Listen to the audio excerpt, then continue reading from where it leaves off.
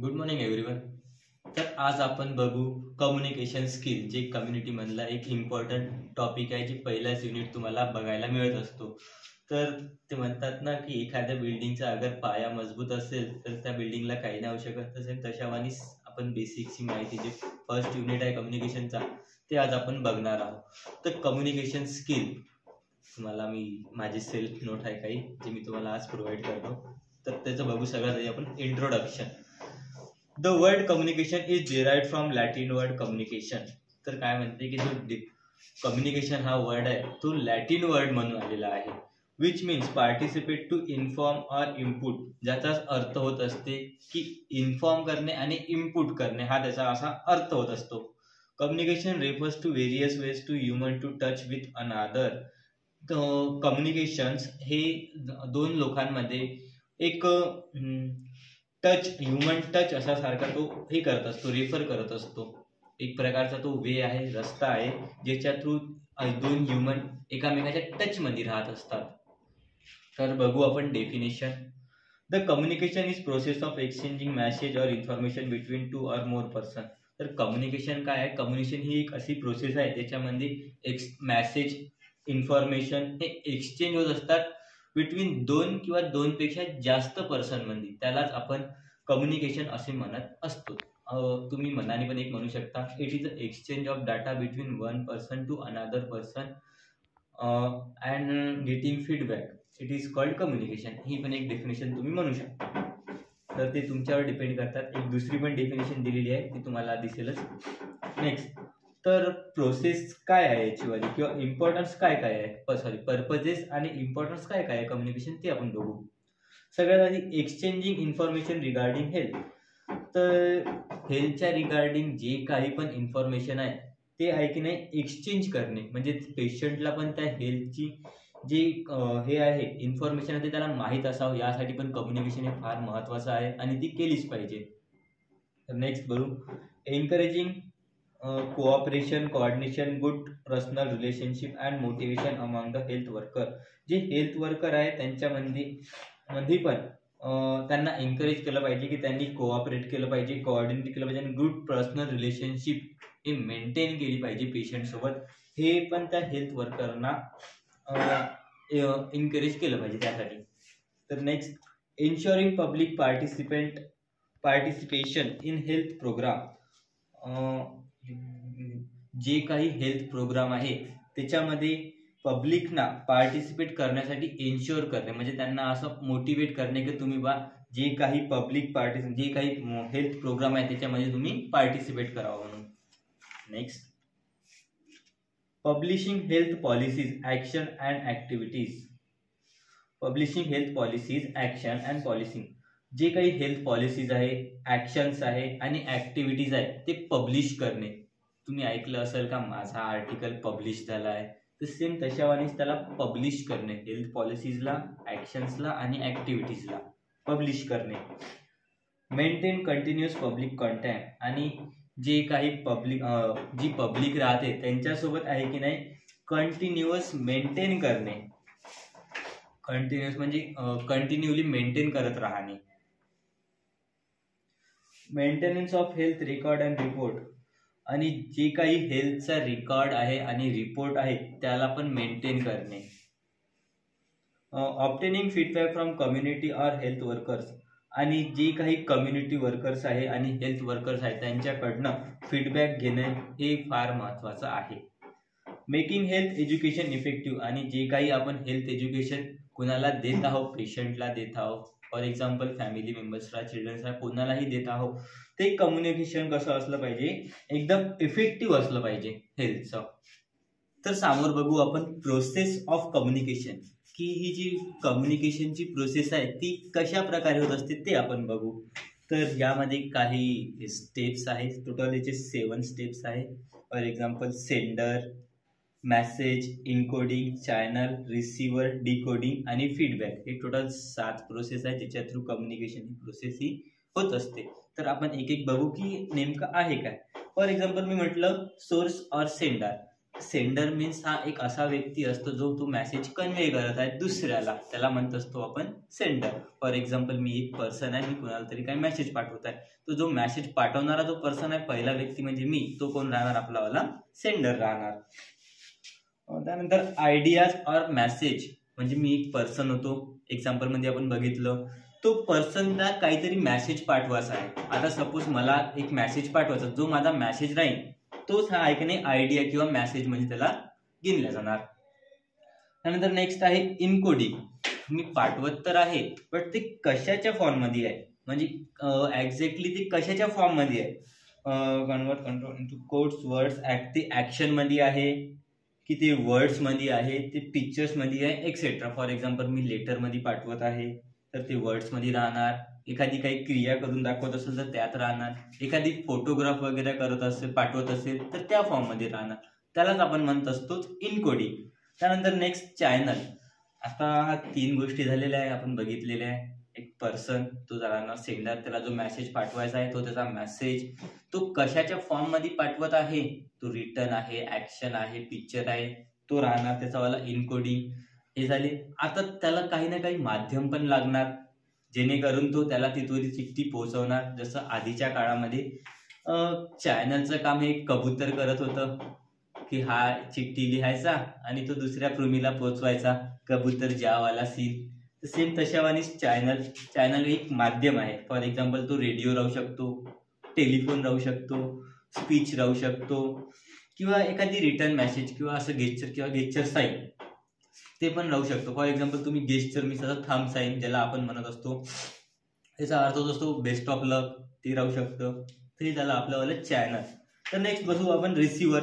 आता मी मेसेज तर पाठवला बट त्या मेसेजला रिसिव्ह करणारा पण कोण नाही कोणी असेल, म्हणजे 2 पर्सन लागते ना आपल्याला कम्युनिकेशन करायला. तर सेम तोच का जो दुसरा अदर व्यक्ती आहे तो आहे आपला receiver. It is person whom the message is sent. मी ज्याला मेसेज पाठवला आहे, जो त्यांना मेसेज रिसिव्ह केलेला आहे तो आहे आपला रिसिव्हर. त्यानंतर डिकोडिंग. मी जी कोड त्याला पाठवला होता त्यानं तो कसा ओपन केला त्यालाच आपण म्हणत असतो decoding. Provide meaning to the receiver content. तेच. त्यानंतर लास्ट मध्ये आहे फीडबॅक. आता त्याने चिठ्ठी पाठवलेली, मी त्याला चिठ्ठी पाठवली, त्याने चिठ्ठी ओपन केली, त्याने चिठ्ठी बघितली पूर्ण, त्याने वाचली आणि त्यानंतर त्याने जो प्रतिसाद दिलेला आहे त्यालाच आपण म्हणत असतो फीडबॅक. त्याचा वाला त्या पर्सनचा तो त्याने त्याचा जो काही आन्सर राहील किंवा जे काही राहील तोच राहणार आपला त्याचा फीडबॅक. तर आता बघितलं आपण पूर्ण की प्रोसेस ही कम्युनिकेशनची कसं होते. आपण जाऊ आता समोर. तर प्रिन्सिपल्स ऑफ कम्युनिकेशनचे काही प्रिन्सिपल्स पण आहेत, तत्व आहे, ते आपण बघू. सगळ्यात आधी आहे कम्प्लीटनेस. का अगर त्याला कम्युनिकेशन करायचं असेल तर तो कसा असला पाहिजे, एकदम पूर्णपणे कम्प्लीट असला पाहिजे. त्याचं बोलणं जे काही आहे ते पूर्ण कम्प्लीट असलं पाहिजे दोघांचं पण. ते आहे कम्प्लीटनेस. सेकंड आहे कॉन्शियसनेस. तो जेव्हा तो कम्युनिकेशन करत आहे तो कॉन्शियस असला पाहिजे, तर तेव्हाच तर कम्युनिकेशन हा इफेक्टिव्ह वेनं होणार. तर ते आहे कॉन्शियसनेस. थर्ड आहे कन्सिडरेशन्स म्हणजे अगर एखाद्या व्यक्तीसोबत आपण कम्युनिकेशन करत आहोत आणि त्याला त्याच्याबद्दल काही तो कन्सिडरच नाही आहे, तो जबरदस्ती करत आहे, तर त्या कम्युनिकेशनला काही अर्थ नाही राहणार. म्हणून जो अगला व्यक्ती आहे त्याचं पण कन्सिडरेशन असणे फार गरजेचं आहे. ते आहे कन्सिडरेशन. त्यानंतर क्लॅरिटी जे तो कम्युनिकेशन करत आहे, हेल्थ रिगार्डिंग असो, प्ले रिगार्डिंग असो, तो कशाही रिगार्डिंग असो, ते कसं असलं पाहिजे, एकदम क्लिअर असलं पाहिजे. त्याच्यामध्ये कोणता अडथळा किंवा असं जे गोल घुमवून गोष्टी करतात ना, तसं नसलं पाहिजे, एकदम क्लिअर असलं पाहिजे. त्यानंतर आहे करेक्टनेस. आणि ते एकदम करेक्ट असलं पाहिजे, म्हणजे चुकीचं नसलं पाहिजे, ते करेक्ट इन्फॉर्मेशन द्यायची. अगर कुणाला काही कम्युनिकेशन करायची असेल हेल्थ रिगार्डिंग, तर तुम्ही कसं ते एकदम करेक्ट द्या. हे त्याचं म्हणणं आहे की तुम्ही अगर तुम्हाला नसेल माहिती तर तुम्ही सरळ नाही म्हणा, बट चुकीचं सांगू नका. हेच इथे म्हणणं आहे करेक्टनेस मध्ये. त्यानंतर कोर्टसी it means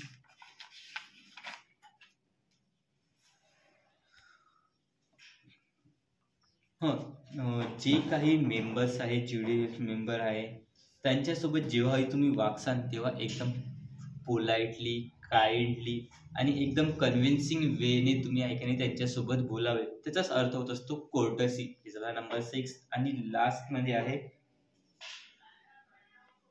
sorry my mistake, me correctness आधी घेतलं आणि कॉन्सन्ट्रेट नंतर घेतलं. तर आपण बघू कॉन्सन्ट्रेटनेस. कॉन्सन्ट्रेटनेस मीन्स म्हणजे याचा अर्थ हा होत असतो की दोघंही व्यक्ती एकदम कॉन्सन्ट्रेट असायला पाहिजे जेव्हाही कम्युनिकेशन होत असते तेव्हा.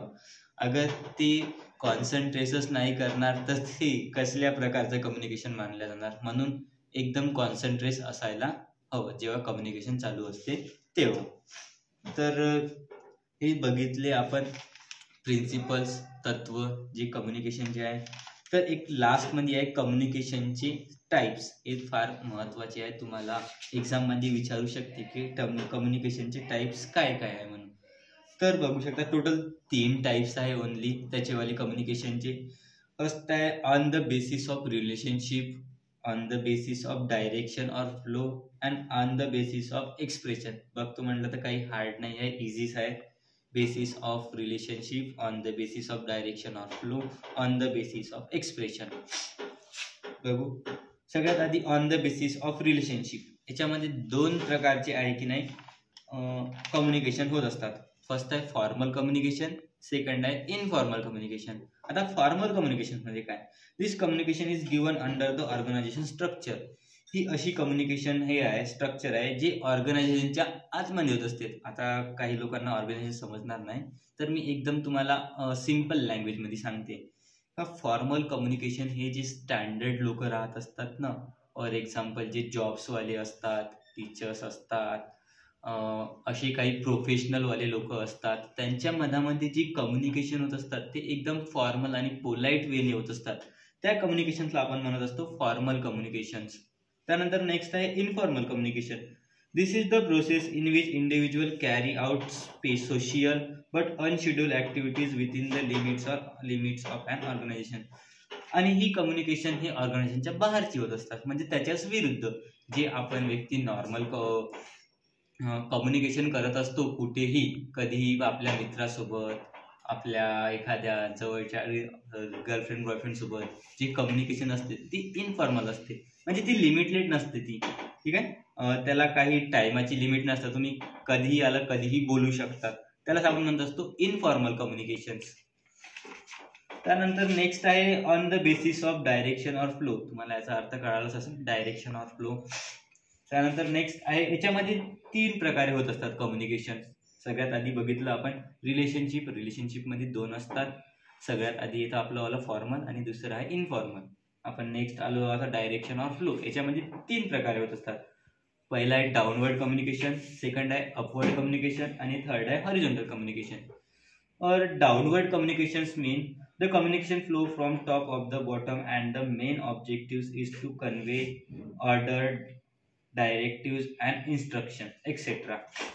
Downward communications means upward to म्हणजे high quality, high person to low person. For example ही कम्युनिकेशन्स हे अशा पर्सन्स मध्ये होत असतात, एक मोठा व्यक्ती आणि एक छोटा व्यक्ती, या दोघांच्या मध्ये जो कम्युनिकेशन होत असतात त्याला. मी तुम्हाला एका उदाहरणाच्या माध्यमाने समजवतो की ते डाऊनवर्ड कम्युनिकेशन ॲक्च्युअलमध्ये काय आहे. तर ही कम्युनिकेशन तुम्हाला दिसून येणार टीचर आणि स्टुडंट मध्ये, प्रिन्सिपल आणि स्टुडंट, प्रिन्सिपल्स आणि आपली टीचर स्टाफ यांच्यामध्ये. आणि तेव्हा जी ती प्रिन्सिपल आपल्याला कम्युनिकेशन करणार ती कशाच्या ऑर्डरमध्ये राहणार, ती एक तर आपल्याला इन्स्ट्रक्शन देणार, डायरेक्शन देणार किंवा ती आपल्याला ऑर्डर कन्वे करणार. तेच राहणार आपली डाऊनवर्ड कम्युनिकेशन. त्यानंतर आहे अपवर्ड कम्युनिकेशन. दिस कम्युनिकेशन ही communication from down to bottom, from bottom to top, म्हणजे खालून ते वरपर्यंत. फॉर एक्झाम्पल स्टुडंट आणि टीचर. अपवर्ड सॉरी डाऊनवर्ड मध्ये आपण बघितले की टीचर आणि स्टुडंट, याच्यामध्ये student to teacher, student to principal ma'am, senior to junior to senior अशामध्ये होत असतात ते कम्युनिकेशन. आणि ते कसं, त्यामध्ये तुम्ही काय करू शकतात, एखाद्या गोष्टीची तुम्ही रिपोर्ट त्यांना देऊ शकतात, त्यांना सजेशन देऊ शकतात. तुम्ही याच्यामध्ये त्यांना ऑर्डर नाही देऊ शकत, कारण की त्यांनी मोठे आहे म्हणून तुम्ही ते ऑर्डर नाही देऊ शकत. तुम्ही ऐकले त्यांना सजेशन देऊ शकता. तर हेच त्या अपवर्ड कम्युनिकेशन मध्ये सांगितलेलं आहे. तर नेक्स्ट आहे horizontal communication. Horizontal communication means की दोन जे सेम व्यक्ती आहे, समान लेवलची व्यक्ती आहे, त्यांच्या मदत होत असतात. For example student to student, girl to girl, boy to boy, teacher to teacher, principal to principal, अशा ज्या व्यक्तीमध्ये जे कम्युनिकेशन होत असतात ते आहे हॉरिझॉन्टल कम्युनिकेशन. आणि याच्यामध्ये इंडिव्हिज्युअल आहे त्याच्यावाले सेम आयडिया, स्टेटस वगैरे ते एक्सचेंज करत असतात, ते आहे कम्युनिकेशन. आय होप तुम्हाला हे समजलं असेल. त्यानंतर नेक्स्ट आहे on the basis of expression. एक्सप्रेशनचा तुम्हाला अर्थ, एक्सप्रेशन्स म्हणजे जे आपण फेशियल एक्सप्रेशन, हँड गेस्चर देत असतो ते आहे, त्याच्या रिलेटेड. याच्यात दोन टाईप आहे, एक आहे नॉन वर्बल कम्युनिकेशन, एक आहे वर्बल कम्युनिकेशन. तर नॉन वर्बल बघू. In this type communication facial expression, expression through the eyes, touch and the bodily gestures. Non verbal communications, non verbal communication म्हणजे त्याच्यामध्ये फेशियल एक्सप्रेस, जसं आपण स्माइल देत असतो ते, असे डोळे वर्त करत असतो हाय करण्यासाठी, डोळा मारत असतो एखाद्यांना दाखवण्यासाठी, थंब साईन दाखवत असतो, बाय करत असतो, जे साईन आहे, जे गेस्चर्स आहे ते येत असतात नॉन वर्बल कम्युनिकेशन मध्ये. आणि जे सेकंड आहे ते आहे वर्बल कम्युनिकेशन. त्याच्यामध्ये आपण रिटर्न फॉर्म मध्ये जे काही लिहून कोणासोबत कम्युनिकेशन करत असतो, फॉर एक्झाम्पल जे लेटर्स पाठवत असतो ना आपण कोणाला पोस्टाच्या थ्रू, ते जे कम्युनिकेशन असते ते आहे आपलं वर्बल कम्युनिकेशन. तर हे झाले आपलेवाले कम्युनिकेशन्स. तर हे आपलं इथचं कम्युनिकेशन सरलं. तर एक लास्ट आणि थोडंसं एक इम्पॉर्टंट आहे जे की तुम्हाला विचारू शकतात की बॅरियर्स ऑफ कम्युनिकेशन्स. की जे कम्युनिकेशन आपण जेव्हा करत असतो तेव्हा काही बॅरियर्स येत असतात, अडथळे येत असतात, ऑब्स्ट्रक्शन येत असतात. तर कोणकोणते असे ऑब्स्ट्रक्शन्स आहे, अडथळे आहे जे कम्युनिकेशन करताना येत असतात? तर हे टोटल 5 आहे. एक linguistic barrier, psychological barrier, organisational barrier, personal barrier आणि एन्व्हायरमेंटल बॅरियर. हे 5 बॅरियर आहे. तर आपण एक एक बघू की ती 5 पण काय आहे. तर आपण एक एक करून बघू की 5ही कम्युनिकेशन मधले बॅरियर. सगळ्यात आधी लिंग्विस्टिक बॅरियर. तर लिंग्विस्टिक बॅरियर म्हणजे हा शब्द थोडा नवीन आहे, तुम्हाला कळत नाही. तर लिंग्विस्टिक बॅरियर इट मीन्स की भाषेची प्रॉब्लेम होणे. फॉर एक्झाम्पल मी मराठी आहे, तो समोरचा व्यक्ती उर्दू समजतो, तर हे जे कम्युनिकेशन होणार ते अडथळा येणार. कारण का मी जे बोलणार ते त्याला कळणारच नाही, तर कम्युनिकेशन कसं होणार? तर लिंग्विस्टिक बॅरियर इट मीन्स जे भाषेमध्ये होत असतात ते आहे लिंग्विस्टिक बॅरियर. त्यानंतर psychological barrier. Psychological barrier it means त्याला काही मेंटल डिस्टर्बन्स असेल, झोप नाही तसेच इमोशन असेल, कोणी सोडून गेला त्याचं त्याला टेन्शन असेल, डिप्रेशन असेल, अगर त्या स्टेटमध्ये असेल तर तो कम्युनिकेशन नाही करू शकत, तेव्हा पण एक अडथळा येत असतो, बॅरियर येत असतो कम्युनिकेशन करताना. थर्ड आहे organisational barrier. Organisational it means एखाद्या ऑर्गनायझेशन तुम्ही राहता तिथचे पीपल तुम्हाला बरोबर बोलत नाही, इग्नोर करत आहे तिथले लोक, तर ते. त्यानंतर पर्सनल बॅरियर. अगर आपसात आपल्या दोघात किंवा कुणाही दोघात पर्सनल काही मतभेद असेल तर ते तेव्हा कम्युनिकेशन नाही होऊ शकत. त्यानंतर लास्ट म्हणजे आहे एन्व्हायरमेंटल बॅरियर. म्हणजे तुमचं जे आसपासचं जे सराउंडिंग एरिया आहे, एन्व्हायरमेंट आहे, ते एन्व्हायरमेंट ॲक्च्युली कसं आहे, तिथे झगडा भांडणं चालू आहे, कुठे काही शोरशराबा चालू आहे, लग्न चालू आहे, तर तेव्हा कम्युनिकेशन नाही होऊ शकत ना. तर हे एन्व्हायरमेंट बॅरियर पण तिथे येऊ शकते. तर इथेच आपला हा जो कम्युनिकेशन स्किल हा टॉपिक हा सरतो. Thank you everyone. अगर व्हिडिओ आवडला असेल तर नक्कीच लाईक करा आणि शेअर करा. थँक्यू.